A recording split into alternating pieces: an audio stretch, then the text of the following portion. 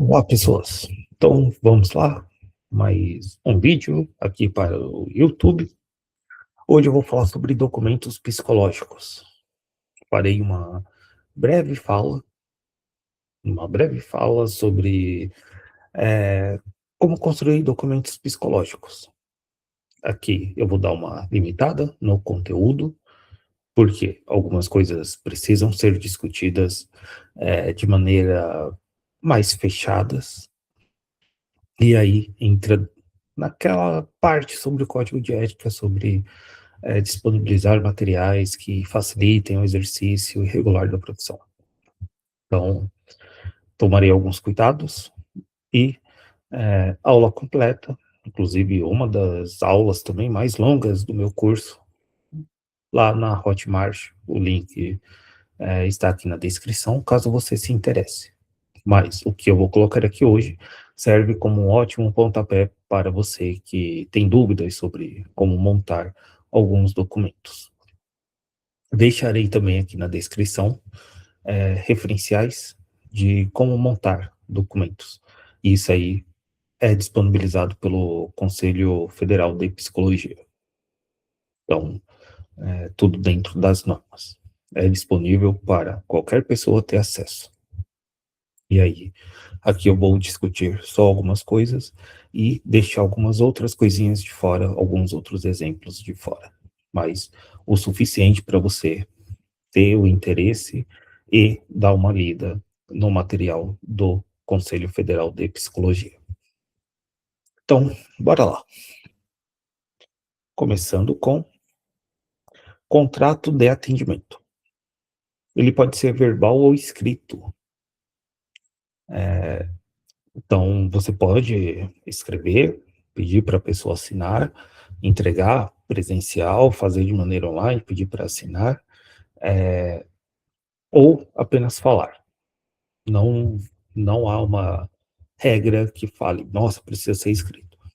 O que eu percebo, normalmente, as pessoas que querem fazer escrito o contrato, colocam muitas regras, ou sentem ali uma preocupação totalmente genuína de levar algum calote, de ter alguma questão específica ali não respeitada. Então, as regras precisam ficar muito, muito claras. E aí, quanto menos condições você colocar, até porque é um serviço muito direto isso aqui, então não vai colocar no contrato. Quando estiver chovendo e for um dia ímpar, o horário de atendimento também será em horário ímpar. Aqui eu estou exagerando, mas tem coisas que são assustadoramente parecidas com isso. Então, se não vai trabalhar em feriado, não vai trabalhar em feriado. Vai ter recolocação de atendimento? Não vai. Pagamento é por mês. Que dia do mês? Como? Quando será interrompido o atendimento caso não haja pagamento? Quando um dos lados pode interromper o atendimento e o que será acordado? Quantas horas antes do atendimento deverá ser falado a mudança de horário? E coisas assim. E aí eu peço para você analisar com muito cuidado, porque isso é uma prestação de serviço.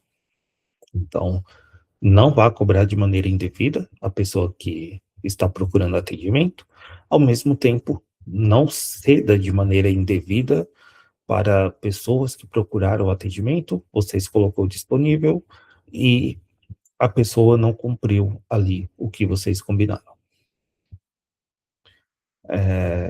Mas cobro não a primeira sessão, aí é com você. Eu tenho alguns métodos, mas primeiro, nunca falar em WhatsApp, porque isso também não garante ali segurança. Então, nunca falar sobre o caso, sobre o WhatsApp, manda aí porque você está procurando. Não faça isso. Questão de segurança de dados. E se você for cobrar pela primeira sessão, deixe isso informado na mensagem. Estarei cobrando X reais nessa primeira sessão. Se você não colocar, então, e a pessoa procurar e você tiver o encontro com ela, assim, você não deve cobrar, porque você poderia chegar e falar R$ 300 essa sessão. Não é justo. É uma prestação de serviço. Então, só deixe isso bem claro. Então, regras claras, condições claras. Fale, relembre, tire dúvidas antes e após a primeira sessão, ou no começo da segunda. Não deu tempo de falar, já tenho outro paciente em seguida. Comecinho da segunda, reserve um tempinho para falar sobre questões do contrato, para tirar qualquer dúvida que a pessoa tenha. E a pessoa atendida vai confiar em você e no seu bom senso. Então, o que você falar, a pessoa tende a aceitar. E às vezes ela vai esquecer.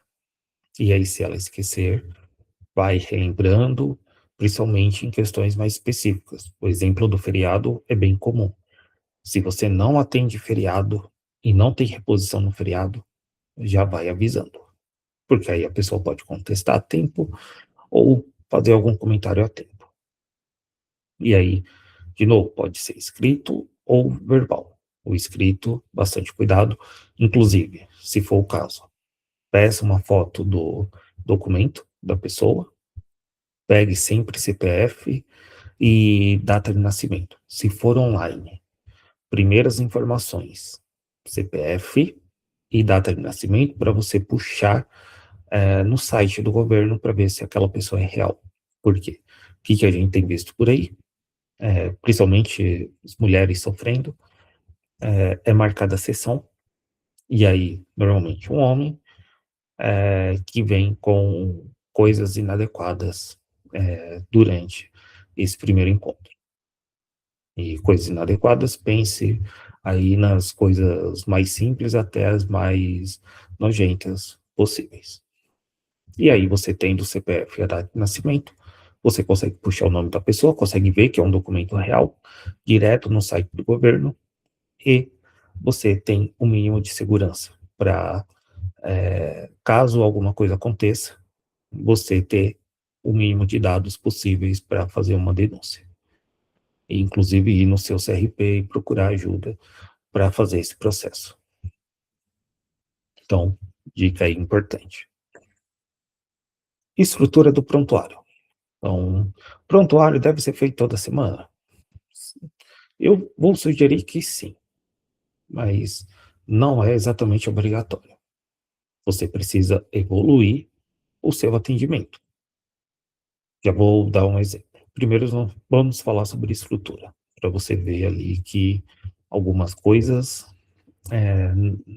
não fazem sentido no início do atendimento, não evoluir toda semana.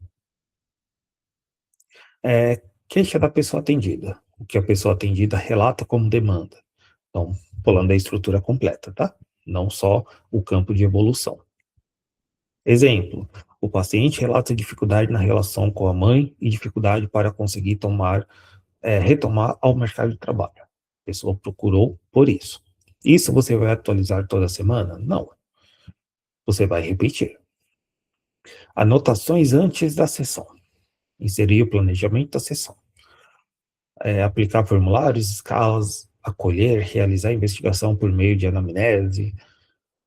Nem toda sessão você vai preencher isso. Às vezes vai ser continuação da sessão anterior. Sair mais pro meio do atendimento mesmo.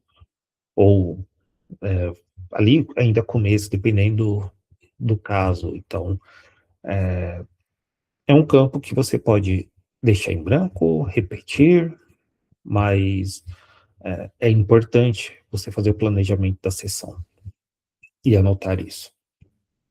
E aí chegamos na ficha de evolução. Essa é obrigatória. Então, descrição geral da sessão, relato da pessoa atendida, mais as intervenções da pessoa psicóloga. Então, o paciente compareceu à sessão no horário marcado. Se apareceu atrasado, marca o tempo. Inicialmente, a terapeuta fez a checagem do humor e principais acontecimentos da semana, de modo que tal pessoa informou estar se sentindo de tal forma e classificou o seu humor dando uma nota 0 em uma escala de 0 a 10. Sobre a sua semana, o paciente relatou sobre X coisa. Posteriormente, a terapeuta trabalhou em sessão com as técnicas com o intuito de próximo atendimento agendado para tal dia, às tal horas. Eu não tenho colocado isso no final, porque meu prontuário é tudo online, então já vem marcado os agendamentos de maneira sequencial. Mas quem trabalha em um serviço público, é importante colocar, ou mesmo quando faz no papel, faz escrito. Importante colocar. Ah, mas a pessoa sempre muda o horário. Está pré-agendado. Se aconteceu antes, beleza, evolui no próximo prontuário. Então, é uma parte mais longa, é uma parte mais descritiva a ficha de evolução. Por que que eu falei que não precisa, em alguns momentos, não ser escrita por completo?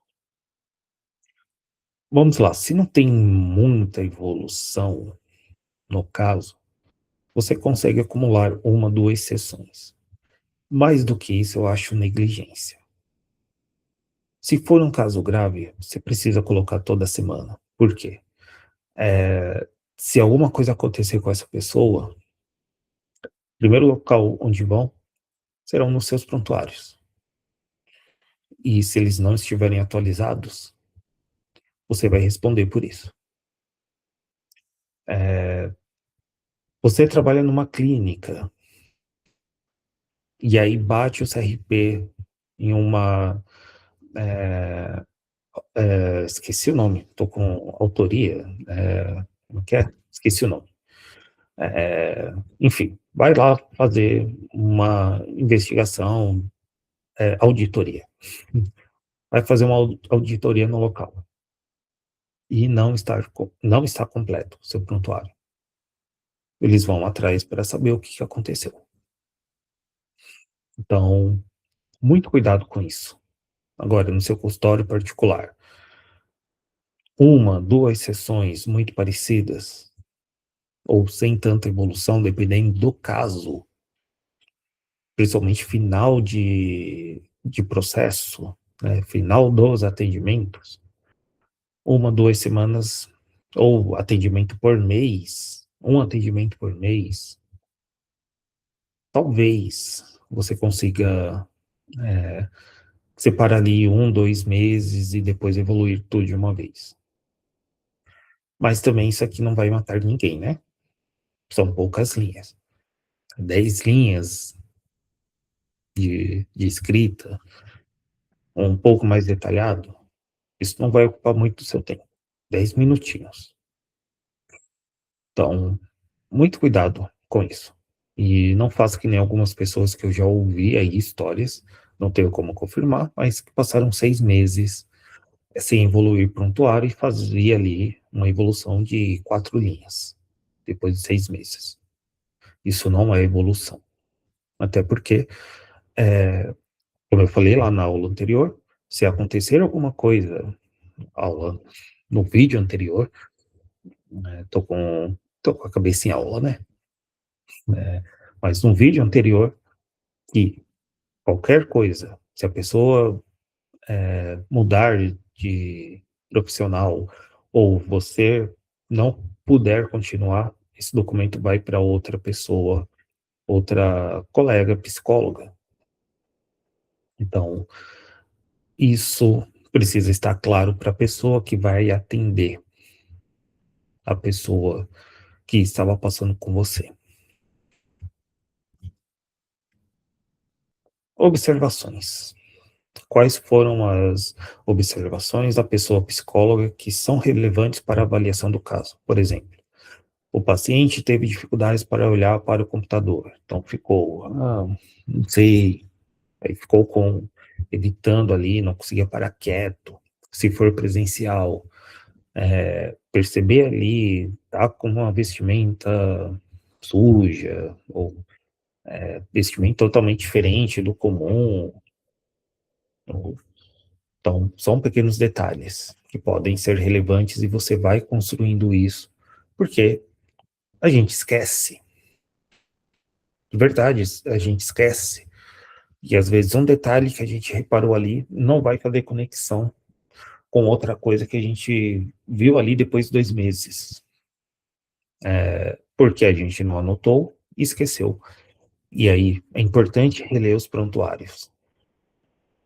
Isso é um detalhe que eu não falei na aula do curso, né? Um pensamento que passou agora. As pessoas não releem o prontuário. Isso é um erro. Precisamos colher informações, por isso que a gente faz formulação de caso. Formulação de caso ajuda, mas reler o prontuário ajuda pra caramba. Por quê? Essa parte de observações, você anotou um negocinho ali, deixou 2 meses depois, naquela situação específica, ao você reler, nossa, olha só, informação que parecia não fazer sentido, percepção ali, e olha só, o negócio apareceu. Reler a agenda também, importante. Então, revisitar o caso por inteiro. E aí, não é só chegar a atender uma pessoa atrás da outra. E aqui eu estou falando no contexto adequado, tá bom? Acho que eu falei no outro vídeo, se eu não falei, falo nesse aqui, eu repito. Projeto de lei para planos de saúde pagarem pelo menos R$ 100 por atendimento. Então, pressão nisso para termos aí um atendimento geral muito melhor. Ter um reembolso, as pessoas consigam ter reembolso para fazer psicoterapia e isso diminuir o nosso valor, ou aumentar o nosso valor e diminuir o número de pagamentos baixos, né?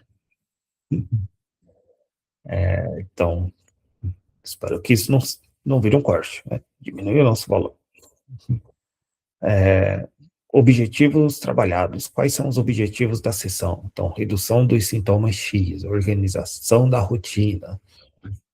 Também é bom revisitar isso, porque isso te dá uma noção muito maior sobre o caso. Plano de ação. Dependendo da abordagem, vai chamar de outro nome. Com base nos objetivos estabelecidos, estabelecer o que trabalhar com o paciente nas próximas sessões. Então, aplicar a escala X com o objetivo de X, fazer formulação de caso com o paciente, avaliação de progresso, com base nos objetivos estabelecidos e nos planos de ação, o que o psicólogo consegue identificar como melhoras ou progresso. Então, o paciente conseguiu organizar o seu currículo e disponibilizou em algumas plataformas. Então, falar ali sobre como o caso está andando. Então, é uma estruturação simples. E muitas coisas vai ser um copia e cola da sessão anterior, ou vai ficar em branco, ou a atualização vai vir a cada 2 semanas, 3 semanas, e só o prontuário que eu sugiro evoluir toda semana, apesar de não ter uma obrigatoriedade. Mas entra de novo, não é porque não é obrigado que não seja adequado. E aí, vou falar um pouco sobre outros documentos. E aí eu vou mostrar aqui em tela. Inclusive, esse título ficou ruim agora olhando aqui. Então, documentos psicológicos no geral. Declaração. Saímos de prontuário, falamos sobre o contrato, entrando aqui nos documentos, aqueles que a gente escreve por fora. Declaração. Testar para alguém que a pessoa compareceu no atendimento e na data e local específico. Que eu vou mostrar em tela. Atestado. Vai constar diagnóstico e justificar faltas e impedimentos. Profissionais da psicologia podem dar atestado de afastamento. os RHs tendem a não aceitar. Só aceitar quando tem CRM. Mas nós podemos dar atestados. E aí seria uma questão jurídica, o que causa mais dor de cabeça na pessoa atendida. Porque vai precisar buscar em sindicato, vai ter a maior dor de cabeça, e aí por isso que a gente não vê tantos atestados sendo emitidos por profissionais da psicologia. Porque só querem atestados com CRM. Aí é uma questão que o nosso conselho precisa, inclusive, lutar um pouco melhor. Relatório. Comunicar a atuação profissional ou da equipe e possui caráter informativo e não diagnóstico. Laudo, avaliação psicológica embasada. E parecer, avaliação da intervenção, ou laudo, né? Ou do laudo. Então, vou dar uma breve explicação aqui sobre cada um. Então, deixa eu começar. Vou, vou pegar aqui o meu modelo 1. Vamos lá. Como deve ser composta uma folha? Aqui é a minha folha, né? Então, sempre o seu nome, ou logo, e o seu CRP. Então, aqui tem a minha identificação de marca e meu CRP acompanhando. Como você vê, vou voltar aqui na apresentação. No meu, já falei sobre isso, né? Tudo que você produzir precisa ter uma identificação. E lá embaixo tem o meu CRP, dentro do logo. Mas por que aqui, nesse documento, eu não coloco? Coloco separado. Opa, acabou voltando aqui. Porque fica mais fácil de visualizar, fica mais claro. Não vai ficar perdido aqui bem pequenininho, precisa estar visível. Data, né? Então, daqui a pouco eu falo da estrutura, assinatura, e aí assinatura digital. No Gov, totalmente grátis, quantidade ilimitada você pode assinar. Você não precisa comprar uma plataforma de assinatura digital. Você vai no Gov, coloca seu CPF lá, sua senha, conta ouro, só fazer o reconhecimento facial, e você pode assinar qualquer documento pelo Gov, sem precisar pagar nenhuma outra coisa. Só assinatura digital, direto pelo Gov. Psicólogo, então, lembrando lá, né? Se você tem especialização em psicologia clínica, psicólogo clínico. Eu tenho especialização em saúde mental na APS, psicólogo, saúde mental na APS. CRP e aqui o rodapé. Então, de novo, nome completo, sempre identificando com o nome completo, meu título, CRP e contato. Então, aqui está o meu contato profissional e aqui meu e-mail profissional. Então, isso sempre deve vir acompanhado, todas as informações. Se alguém tiver dúvida sobre um documento, vai entrar em contato com você, ou vai entrar em contato pelo seu e-mail. Isso precisa ficar muito claro. Ah, mas eu não tenho logo. O que eu faço? Nome completo em cima, psicólogo, CRP, ou só o CRP aqui, né? Pode tirar o psicólogo e, de novo, identificação, CRP e o contato. Então, precisa estar muito claro seu nome completo, sua identidade profissional e como as pessoas podem achar você. Se você tiver um endereço comercial, aí você pode colocar também um endereço comercial em qualquer uma das folhas, tá? Então, se você quiser e achar seguro. Eu falei sobre isso no curso. Acho que eu não falei aqui. Mas, por uma questão de segurança. Eu acho que eu não falei nos últimos vídeos. Por uma questão de segurança. Eu sempre comento que coloco o endereço, não coloco o nome da rua, mas não coloco o número em dados públicos, tá? Tipo, montei um site, tem uma página no Instagram, não coloque o endereço completo, coloque o nome da rua,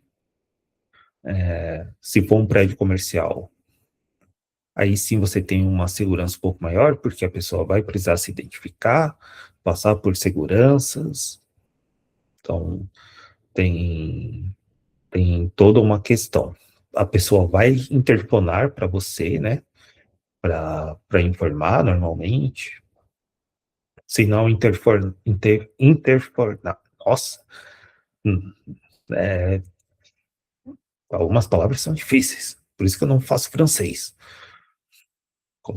Dá para fazer japonês, alemão, inglês, o espanhol também não sai, mas interfonar, enfim, mistura dos R's, mas voltando, se a pessoa não chamar você, não tocar o interfone, coloca só o endereço, rua, a pessoa vai chegar no prédio, aí, ou se ela estiver realmente interessada, vai pedir a sua sala e você vai entregar. Por quê? Pessoas diversas, então, sei lá, atendi um caso, a pessoa terminou o casamento. A outra pessoa vai começar a te perseguir. Seu endereço está público. Ou mesmo, sei lá, estou atendendo online e a pessoa de outro estado e começa a te perseguir. Já aconteceu com colegas. Então, a pessoa morava em outra cidade, de repente começou a perseguir.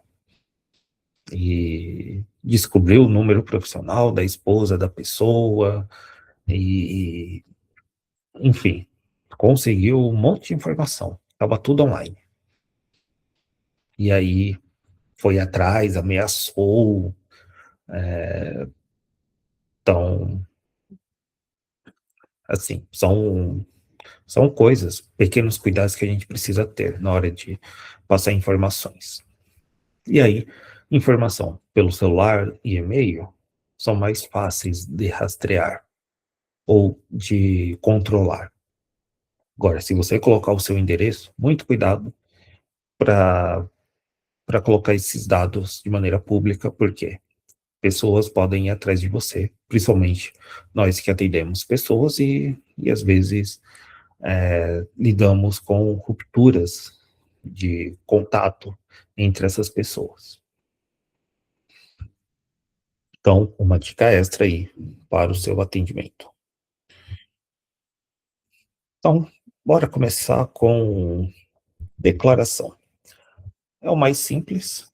Aqui tem um erro, inclusive. Com isso, já vou explicar o porquê que eu estou fazendo isso.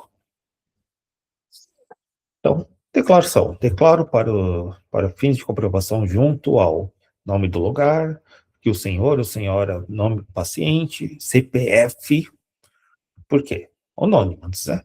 Então, Rafael Silva,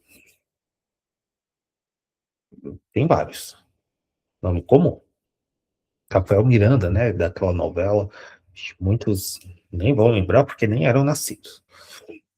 Não, eram nascidos, só eram muito crianças. Do Foguinho lá, que ele trocou de lugar lá, esqueci o nome do doce que ele gostava lá, profiteroles. Então, trocou de lugar e recebeu uma herança no lugar de outra pessoa. Com o número do CPF, não tem essa confusão. Então, desenterrei agora, hein? Essa lembrança de novela. Compareceu no consultório no dia tal, às tal hora, para a realização do atendimento psicológico. Também, atestado de hora, né? Declaração de horas que a pessoa tem direito. E por que eu fiz esses tracinhos? Para não deixar a pessoa escrever mais nada à frente, para mostrar ali que finalizou. Ah, mas hoje tem como baixar o PDF, colocar não sei o que, fazer por cima. Tá, a gente tenta dificultar o máximo possível, né? Então, a gente faz um esforço. E a ideia aqui é sinalizar que não tem mais nada escrito além disso. Se a pessoa quiser muito falsificar isso aqui, ela vai conseguir de algum jeito. Então, aí não tem muito ali o que fazer. Nome, sua função, psicólogo, psicóloga clínica, psicóloga na atenção primária em saúde, enfim, e o número CRP. Vamos lá. Atestado número 1. Também perceba que tem uma marcação aqui. Atesto que o senhor tal, CPF 12345678910, por solicitação do próprio para fins de comprovação de um ponto, a empresa tal esteve em atendimento psicológico sob meus cuidados na data D, no horário tal, apresentando sintomas compatíveis com as CID-10 tal, necessitando, portanto, de afastar-se de suas atividades laborais no período de 7 dias consecutivos, contando-se o prazo a partir da data de hoje. Então, aquele atestado de afastamento. E aí, São Paulo, tal, sem mais para os fins, firma presente ali, sem mais para o momento, firma presente, também a marquinha ali de conversa encerrou, não deixar colocar mais coisas. E aí, eu, paciente tal, autorizo a divulgação do número constante da CID neste documento. E aí, a pessoa rubrica aqui. E aí, a marquinha aqui em cima, olha só, ela tem algum ponto.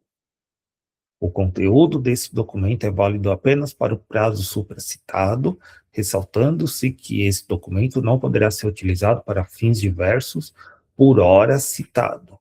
Esse hora citado aqui está correto. Na aula lá que eu gravei, eu fiquei em dúvida aqui se esse hora estava certo, mas está. Por hora citado.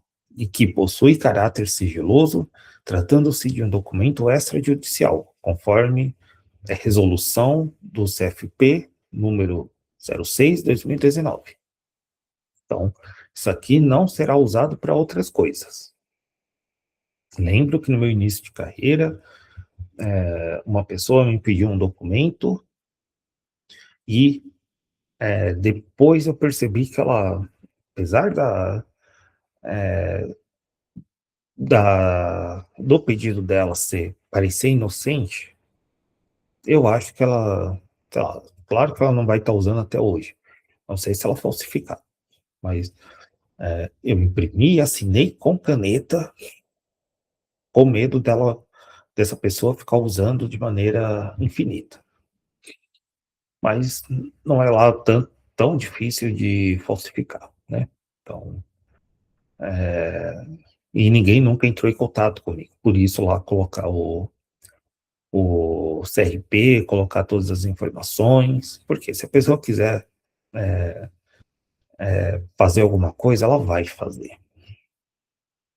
vai apagar ali os contatos, enfim, tem várias formas de, infelizmente, burlar. Ah, mas carimbo, tal, ah, não vai ajudar muita coisa, não. Por isso, eu tenho assinado pelo Gov os documentos. Isso facilita muito, porque tem a hora, tem a data que foi assinado, e é bem mais difícil de falsificar.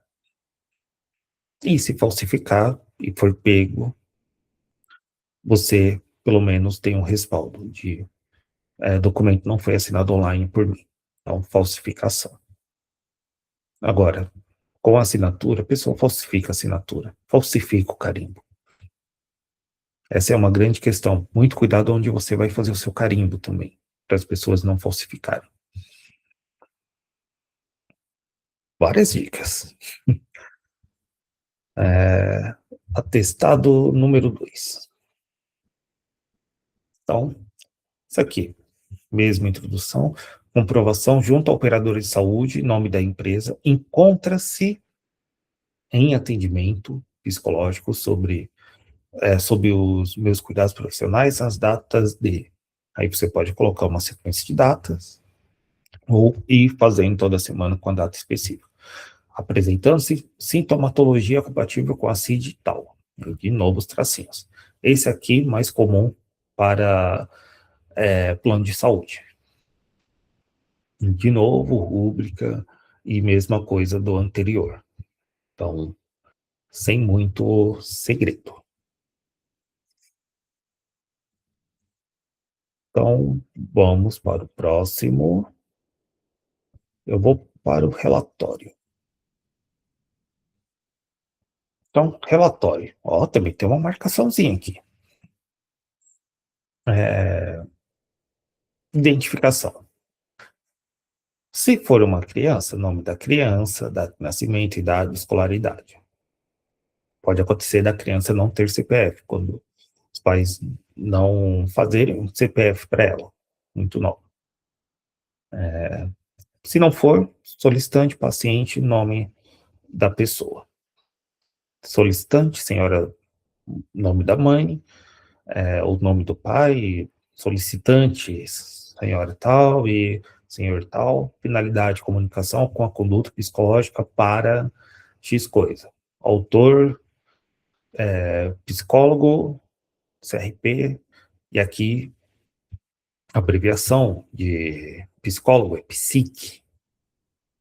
Ah, mas no Instagram é tudo psique. Ok, Instagram é informal. Mas abreviação para carimbo ou qualquer coisa, psique, e não psi. Descrição da demanda, procedimento, aqui eu vou passar, tá? Que nem eu falei, depois vocês pausem aqui e deem uma olhada, só para vocês terem uma ideia, e vou deixar na descrição também os links com o, o material do Conselho Federal sobre como fazer um documento. Então, a estrutura é essa, assim, descrição de demanda, procedimento, aí 3.1, 2, 3, análise e conclusão. Lembrando que aqui não tem caráter diagnóstico. Aqui uma dica.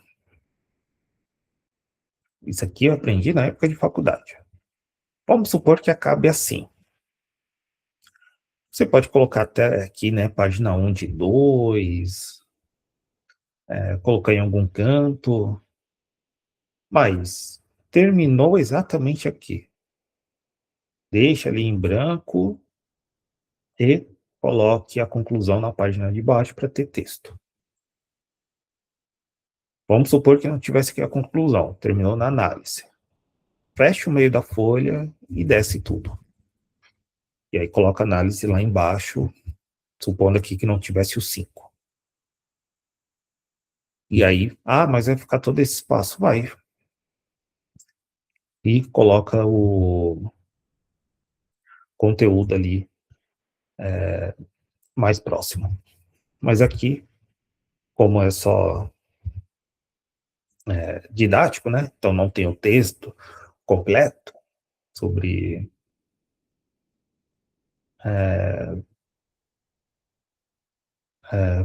agora eu encontrei um sei lá aqui.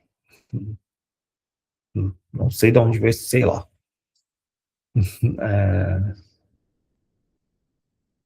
É, enfim, tô lendo aqui, mas sei lá, exceções terapêuticas. Portanto, qualquer coisa. Então, a escola informou, tal, coisas soltas aí, da minha escrita criativa. E aqui ressalta-se que esse documento não poderá ser utilizado para fins diversos do supracitado. Então, finalidade, aqui é um pouquinho diferente. Poderia ser também a estrelinha, tá? O asterisco. Mas, finalidade, comunicação de conduta psicológica para X coisa. Então, ressalta-se que esse documento não poderá ser utilizado para fins diversos do supracitado e possui caráter sigiloso, tratando-se de um documento extrajudicial. O autor não se responsabiliza pelo uso posterior dado a esse documento por parte do solicitante após a sua entrega em entrevista devolutiva. Entreguei isso aqui, não vai ser vazado por mim, para nenhum lugar. Se for vazado por alguma coisa ou for utilizado de alguma outra forma, responsabilidade não é minha. Quem pediu o documento, eu fiz o documento de maneira clara, de maneira ética, de maneira com informações ali totalmente precisas e corretas. Então, a pessoa é responsável pelo documento que ela pediu.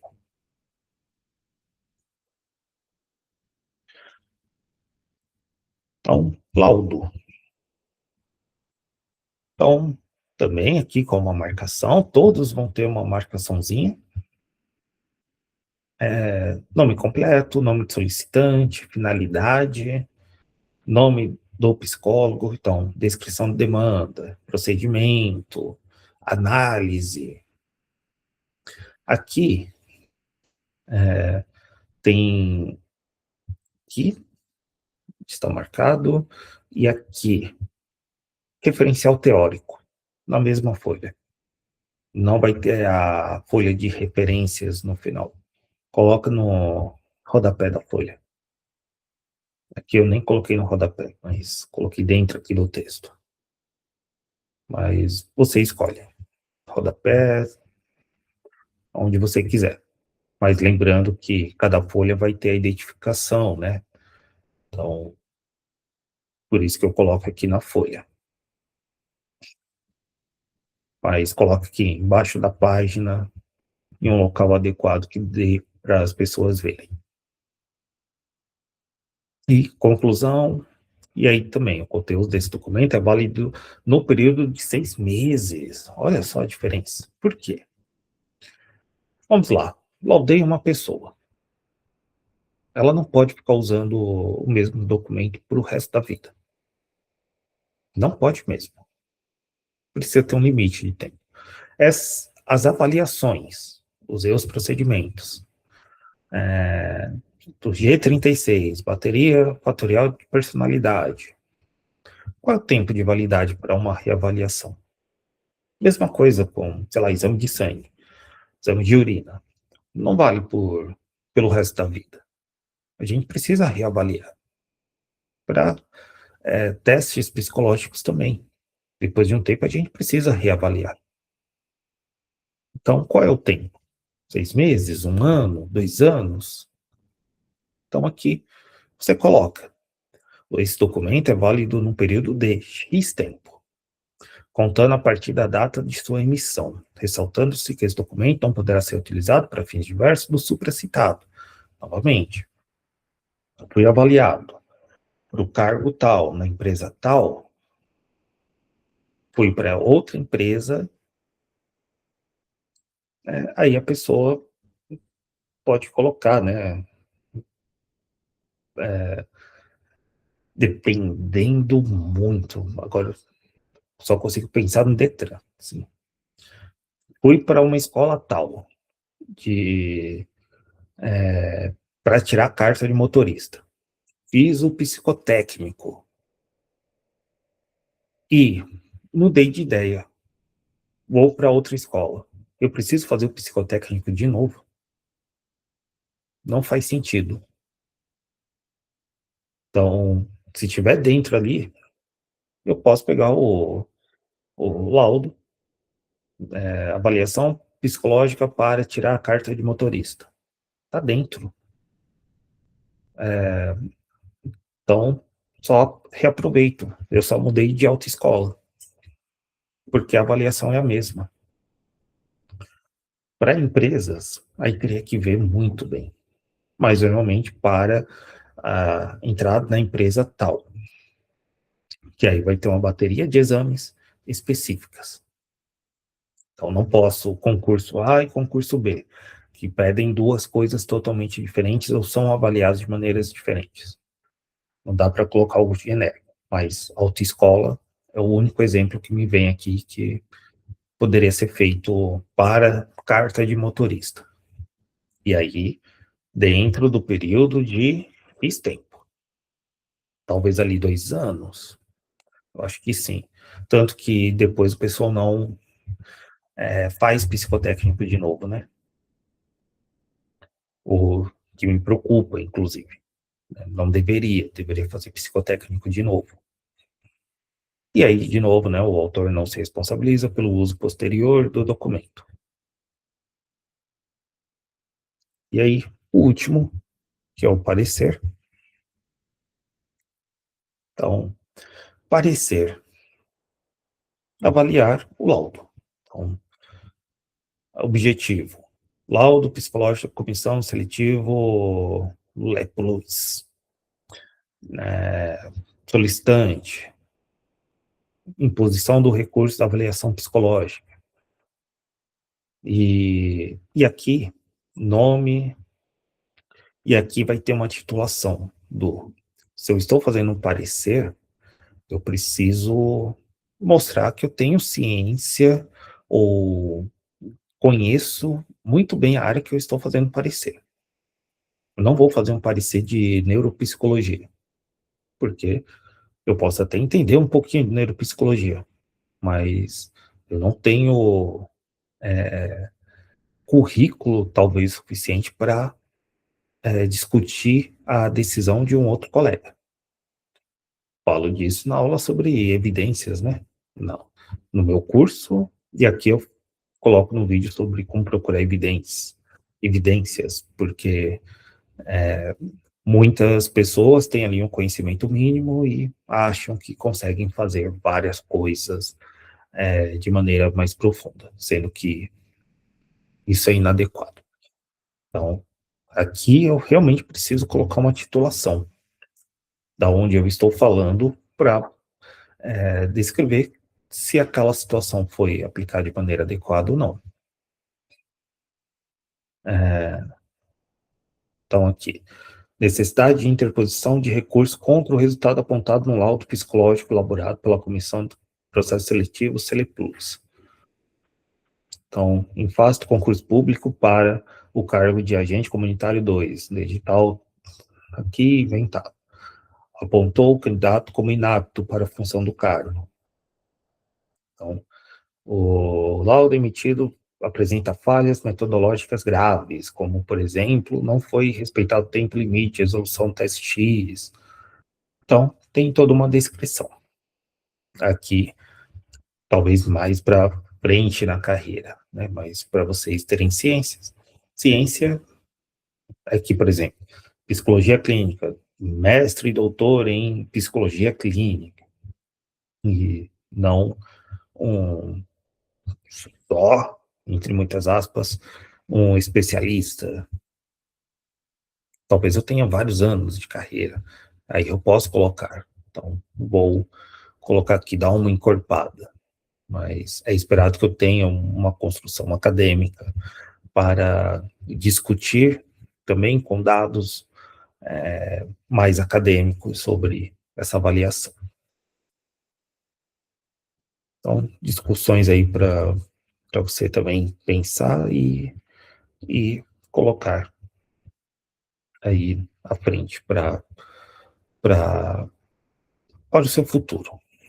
E também dar uma lida no material que eu vou deixar na descrição. Então é isso. Obrigado. Segue aí o link novamente para a minha página do curso sobre como iniciar na prática clínica. Espero que você tenha gostado do conteúdo e tenha gostado da minha didática e espero que isso ajude você nesse início de carreira. Então, até o próximo vídeo. Todo domingo até ali meio-dia, né? Programa para sair meio-dia todo domingo. Então, espero continuar nesse ritmo. Até mais.